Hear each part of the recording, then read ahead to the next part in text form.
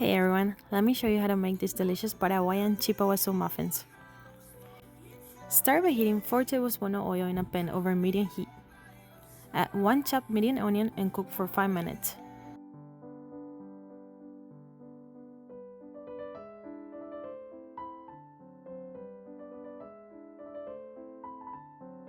Set aside to cool. In a blender, combine 3/4 of a teaspoon of kosher salt, 60 grams ricotta, 2 large eggs, and 125 ml milk. Blend for 3 minutes. Add 500 grams fresh corn and 100 grams mozzarella.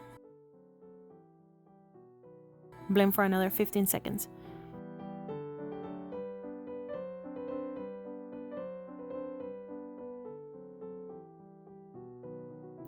Combine this with the cool onions.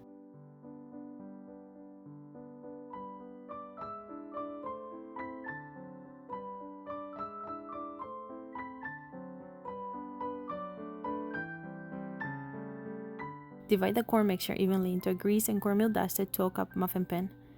Bake in a preheated oven at 350 Fahrenheit for 35 to 45 minutes or until golden and firm.